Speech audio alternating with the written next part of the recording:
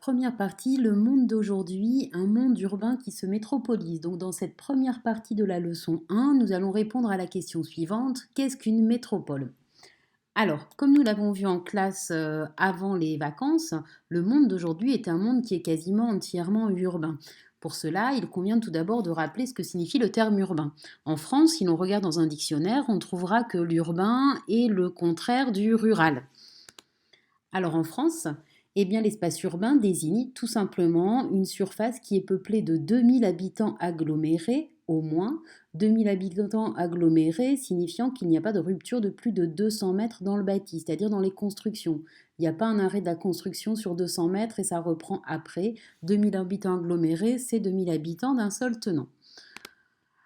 Attention toutefois, cette définition ici, d'accord, qui est apportée du monde urbain, est une définition qui est purement statistique. Il serait faux de croire, par exemple, qu'à la campagne, on ne vit pas comme en ville, et donc que les urbains ne vivent qu'en milieu urbain. De la même manière, c'est une définition qui est purement française, puisque pour toutes les autres agglomérations du monde entier, les seuils d'habitants sont complètement différents.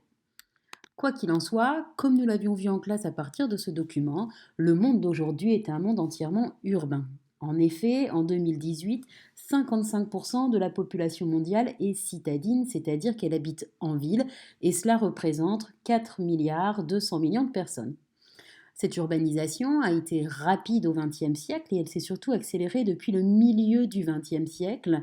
Et c'est en 2007 que pour la première fois, la population urbaine dépasse la population rurale, faisant ainsi des villes des nœuds qui structurent complètement un espace.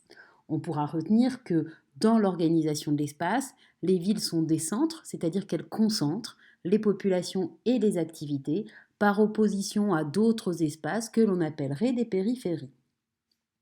Comme nous le montre ce document, l'urbanisation du monde est très inégale et elle est le reflet de l'insertion plus ou moins tardive des différents États dans la transition urbaine.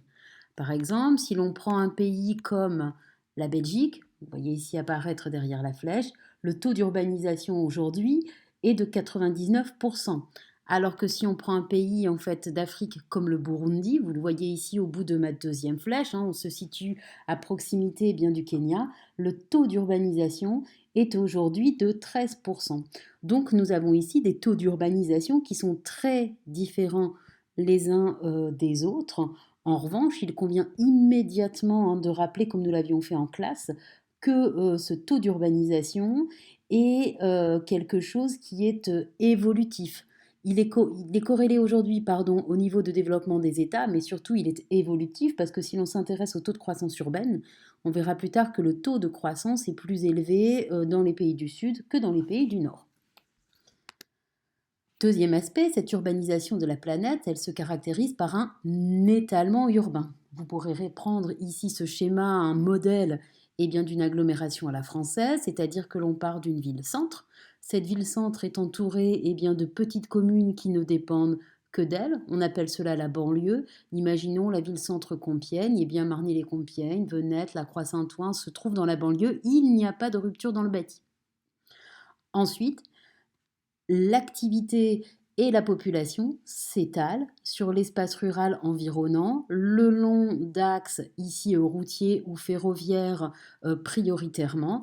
Et dans cet espace rural va loger une population qui travaille majoritairement en ville. C'est ce que l'on appelle l'espace périurbain, qui est une espèce de tiers-espace entre l'urbain et le rural.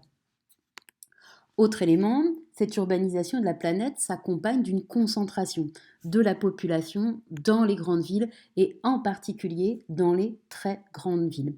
Alors une très grande ville, qu'est-ce que c'est? Si elle compte plus de 10 millions d'habitants, c'est ce que l'on appelle une mégapole.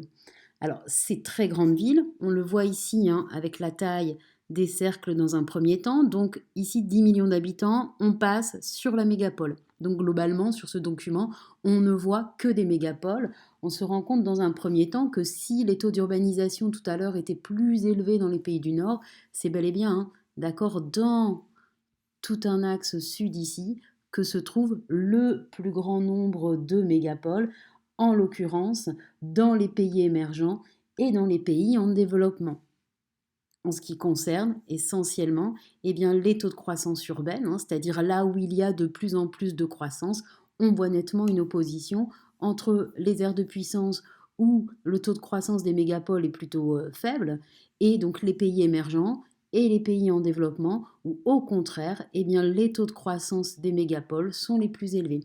Donc c'est ce que je disais tout à l'heure, hein, une géographie de la métropolisation qui est une géographie évolutive et qui n'est pas une géographie figée.